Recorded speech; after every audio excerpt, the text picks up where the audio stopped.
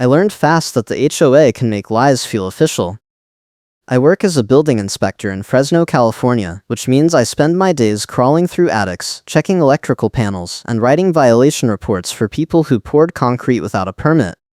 The job taught me how to spot lies, how to document everything, and how to stay calm when someone is screaming in my face. Those skills saved my life when Teresa Vaughn, the landscape committee chair for the Granite Falls Property Owners Association, decided I was a thief. I was pulling into my driveway after a 12-hour shift when Teresa stepped out from behind my trash cans, holding a torn package mailer above her head like a trophy.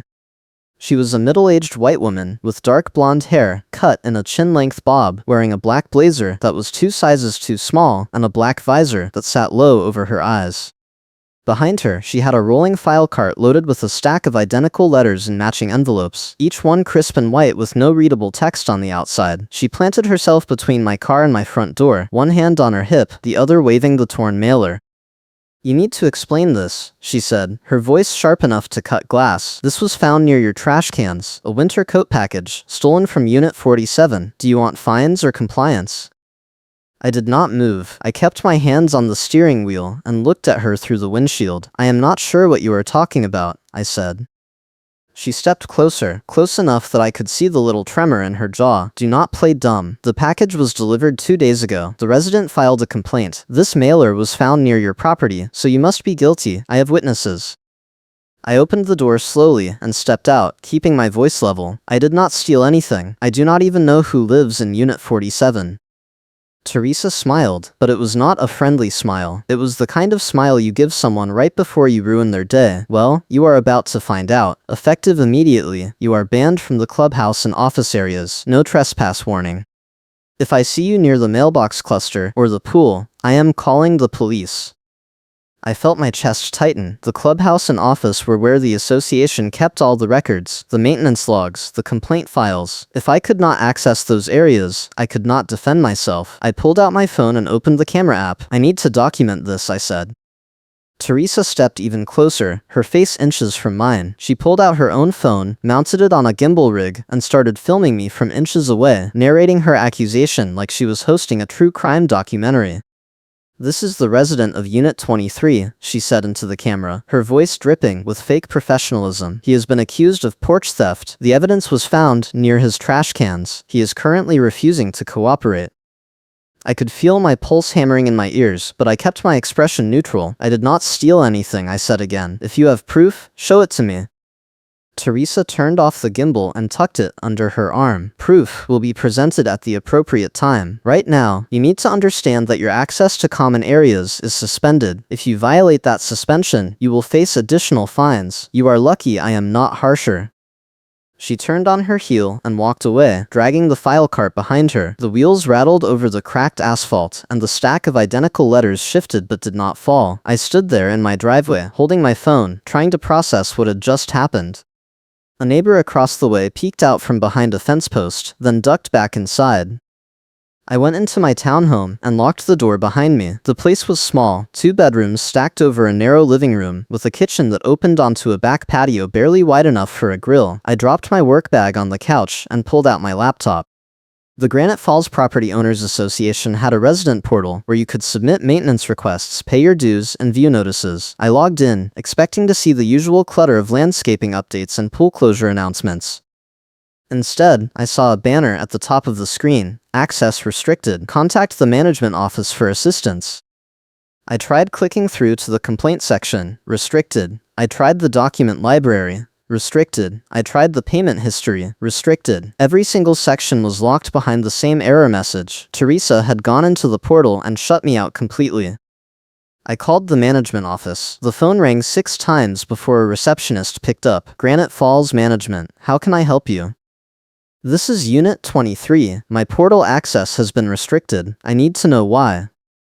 The receptionist sighed. "Hold on." I heard the clatter of a keyboard, then a long pause. "It says here you have a pending investigation. The landscape chair requested the restriction." I did not do anything. I need access to submit evidence. "You will have to take that up with the board. I can schedule a callback for next week." "Next week," I said. "The accusation happened today. I need to respond now." "Sorry," the receptionist said, and hung up.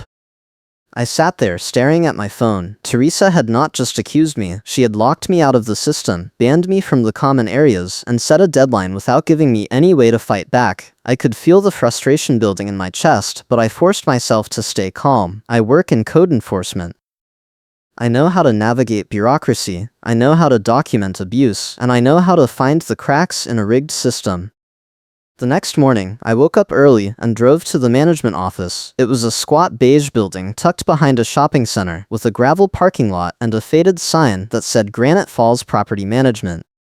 I walked inside and found the receptionist sitting behind a desk piled high with binders and file folders. She looked up, recognized me, and immediately reached for the phone. "I am here to request a copy of the complaint," I said before she could dial. "Public records. I am entitled to see it." She hesitated, then set the phone down. "I will have to check with the manager." "Please do."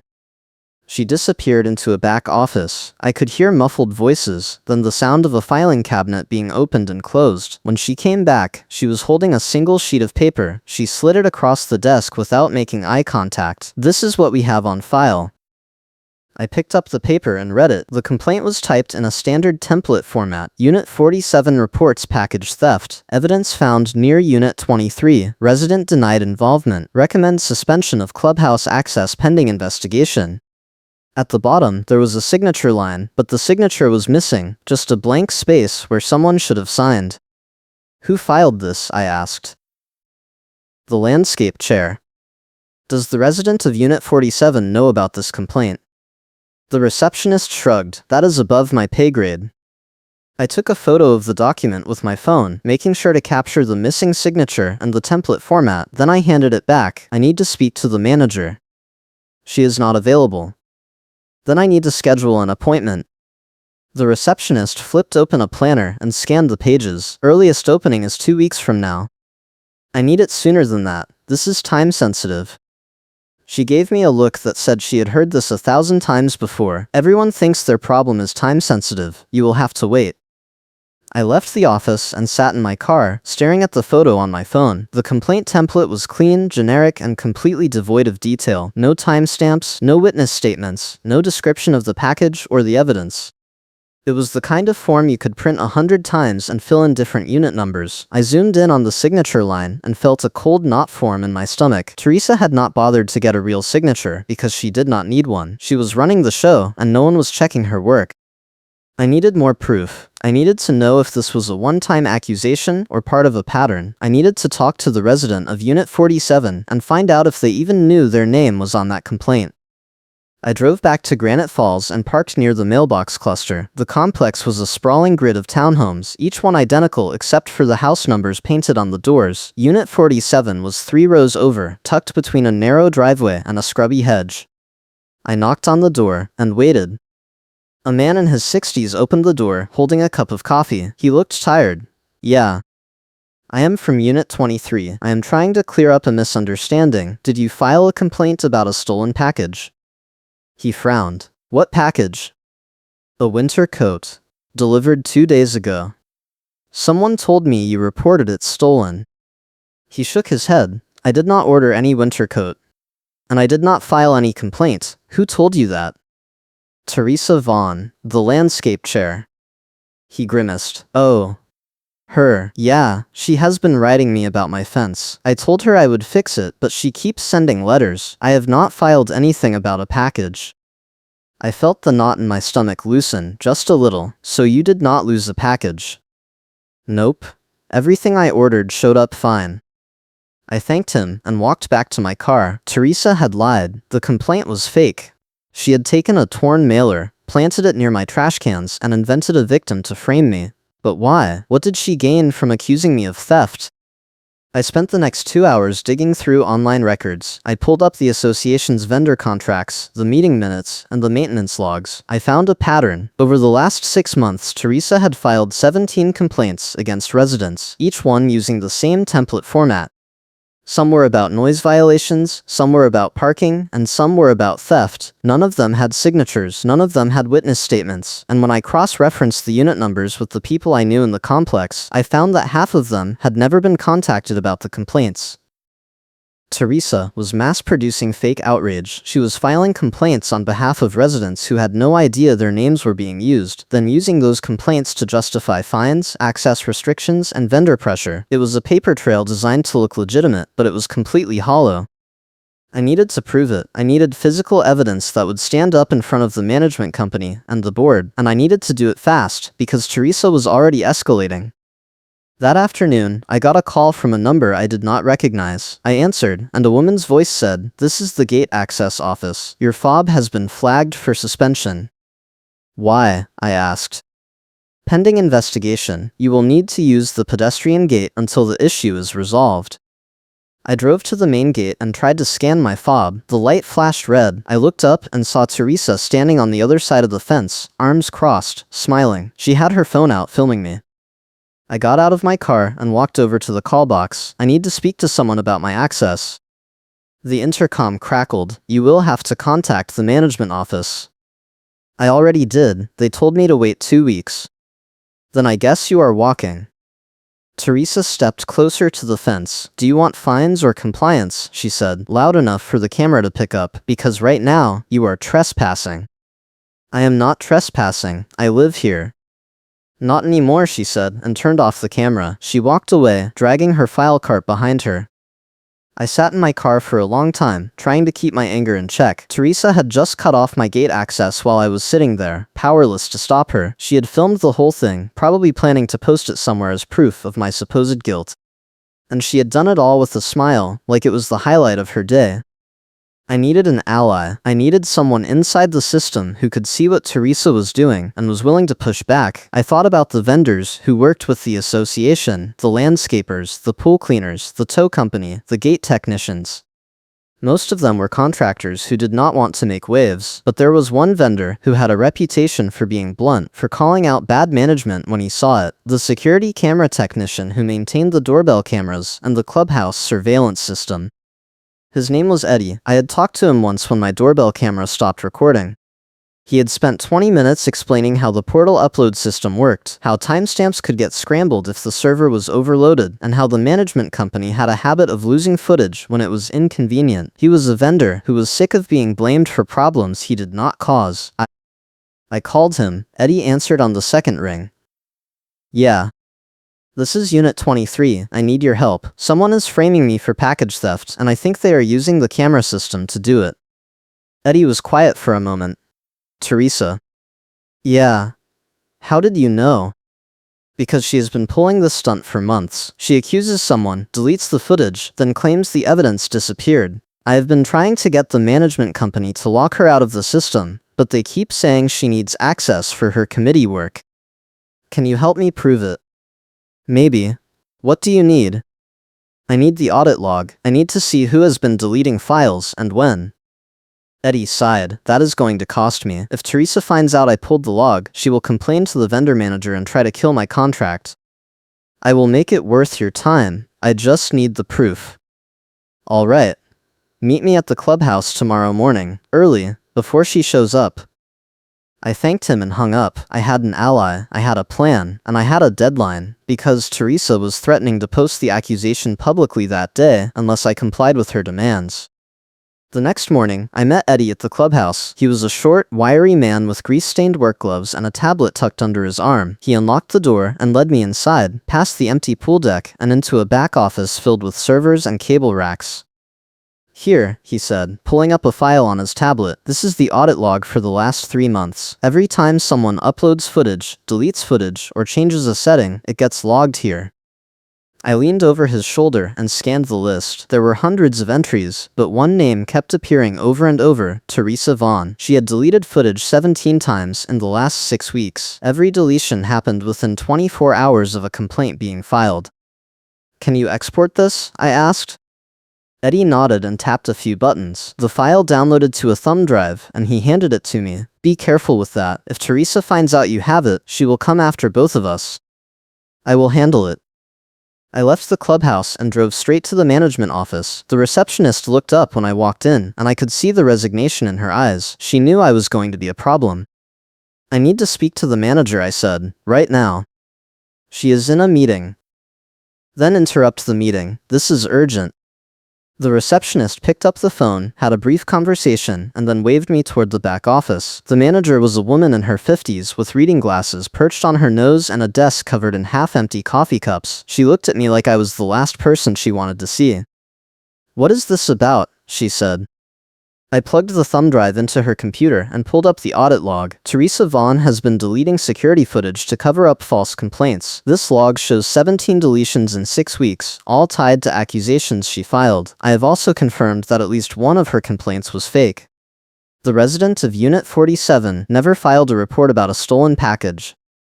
The manager leaned forward and scrolled through the log. Her expression did not change. "This is serious. If what you are saying is true, we need to bring this to the board." "I do not have time for a board meeting. Teresa is escalating. She cut off my gate access yesterday. She is threatening to post the accusation publicly today unless I comply with her demands. I need you to stop her now." The manager took off her glasses and rubbed her eyes. "I can issue a temporary access restoration while we investigate, but I cannot discipline Teresa without board approval. Then call an emergency session, or file a complaint with the vendor manager. I do not care how you do it, but you need to stop her before she does this to someone else." The manager picked up her phone and made a call. I could hear her speaking in low, clipped tones, and then she hung up. "I am restoring your gate access right now. I am also putting a hold on any new complaints filed by Teresa until we can review the log, but I cannot promise anything beyond that. The board meets next month." I felt a surge of relief, but I knew it was not over. Teresa would find out about the hold within hours, and she would retaliate. I needed to move faster. I spent the rest of the day gathering more evidence. I went back to the mailbox cluster and took photos of the identical complaint templates I had seen in the management office. I pulled up the association bylaws and highlighted the sections that required signatures and witness statements for disciplinary actions. I cross-referenced the deleted footage with the complaint dates and found that Teresa had been deleting files right after residents filed counter-evidence.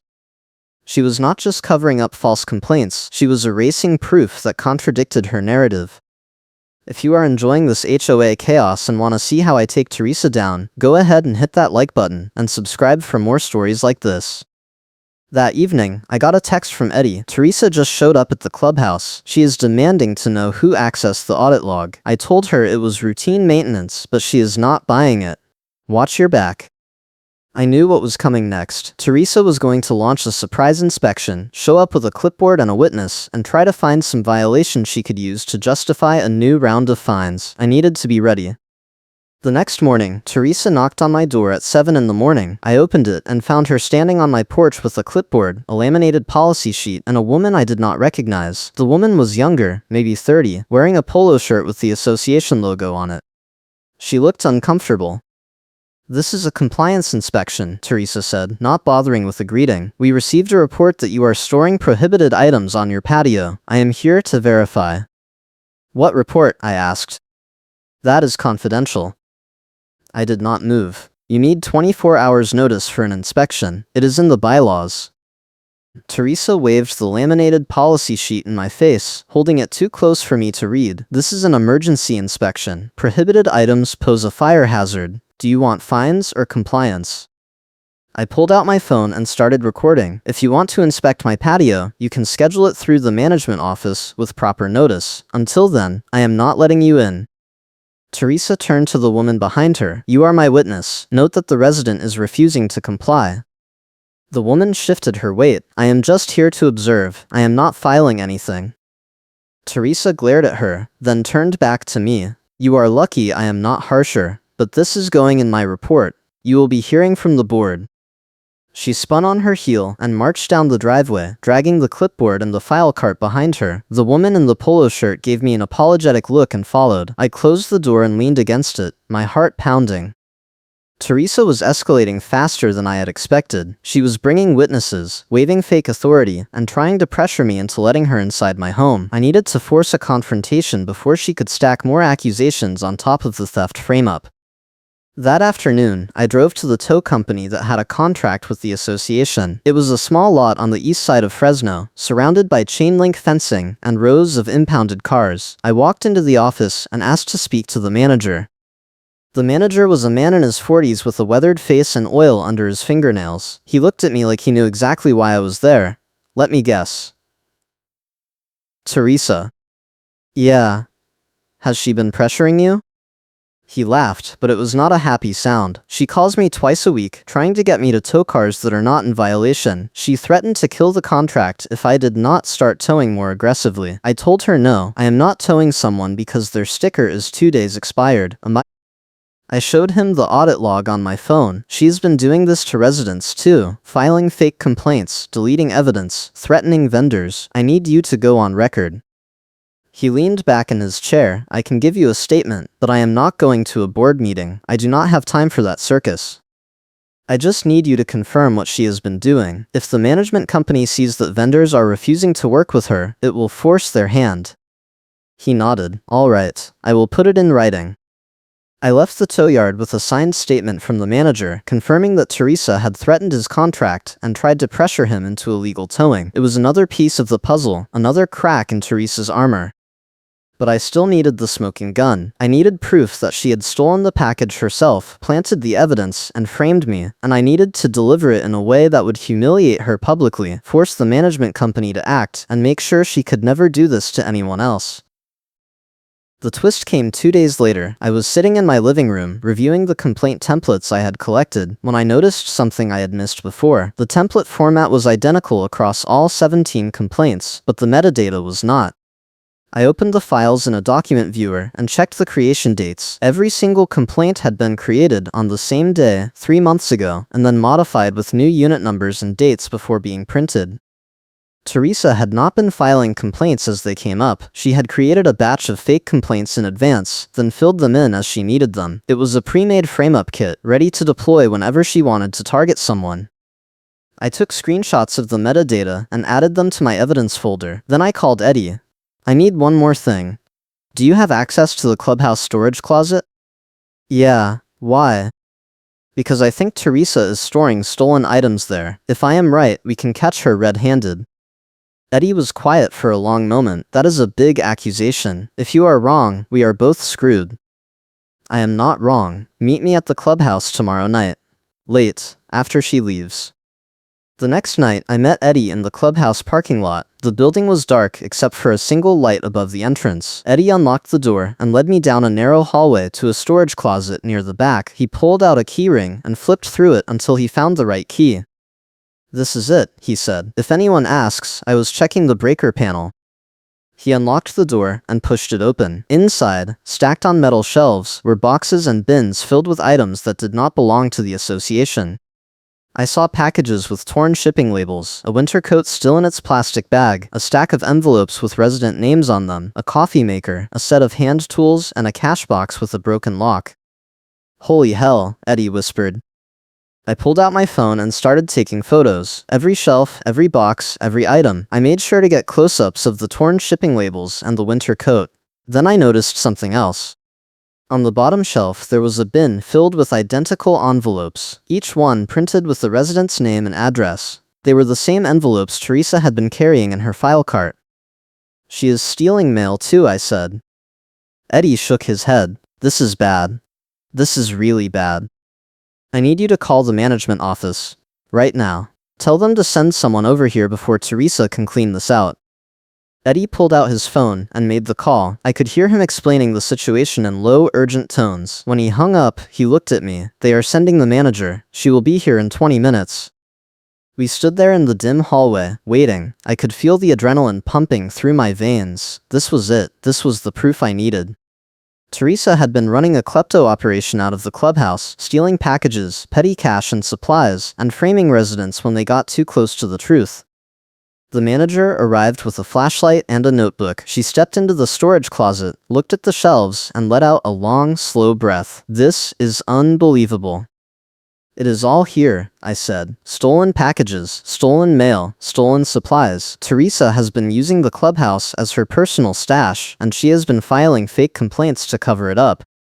The manager pulled out her phone and took her own photos. Then she turned to me. I am calling the police. This is theft. This is mail fraud. This is way beyond HOA discipline.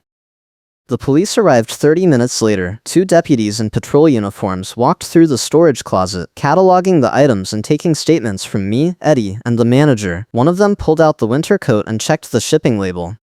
"This matches the description from your complaint," he said to me. "You said someone accused you of stealing this." "Yeah. Teresa Vaughn. She planted a torn mailer near my trash cans and said I stole it."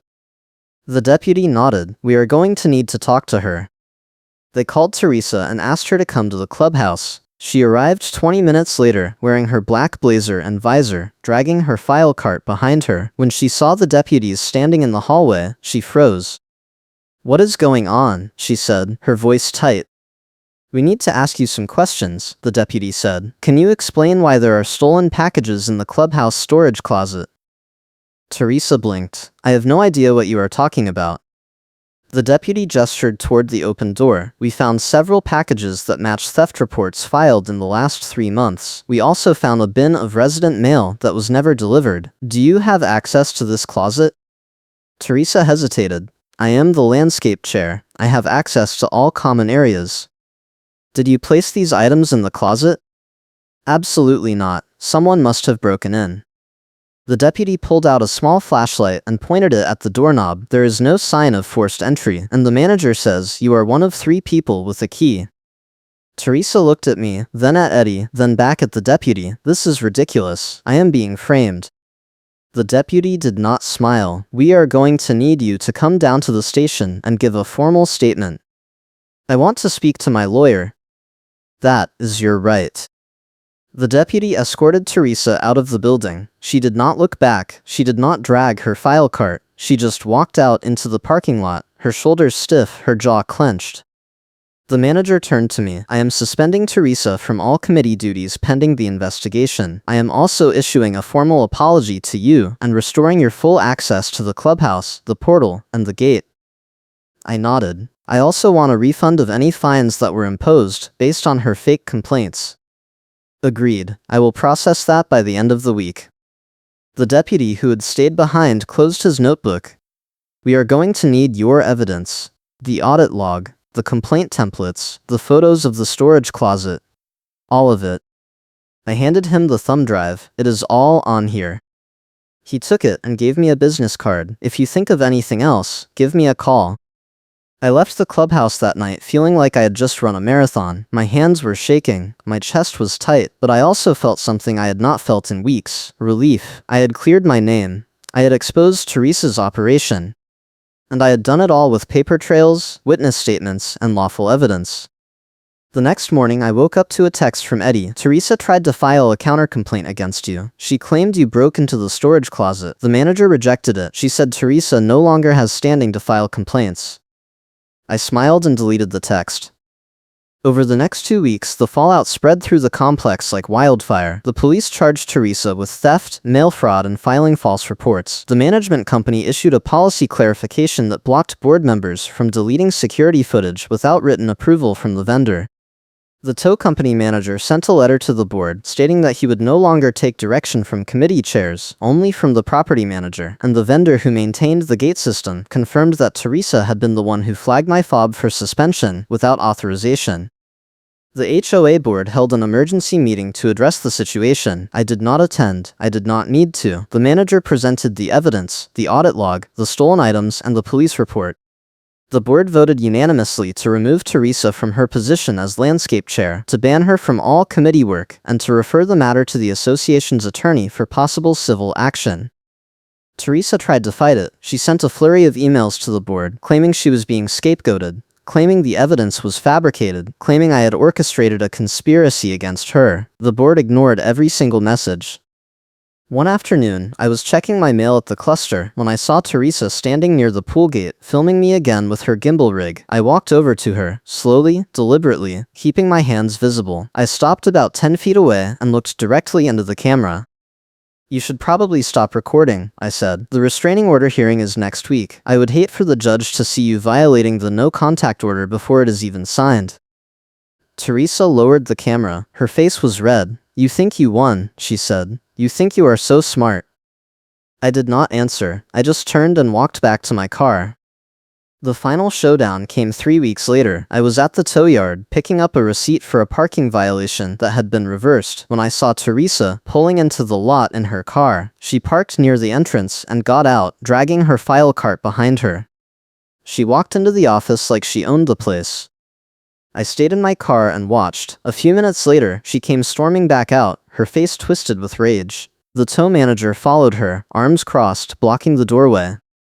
"I told you already," he said, loud enough for me to hear. "I am not towing anyone based on your say-so. You do not have authority anymore. If the manager wants a tow, the manager can call me. You need to leave." Teresa slammed the file cart into the back of her car. "Do you know who I am?" "Yeah, you are the person who tried to get me to break the law. Now get off my property before I call the cops."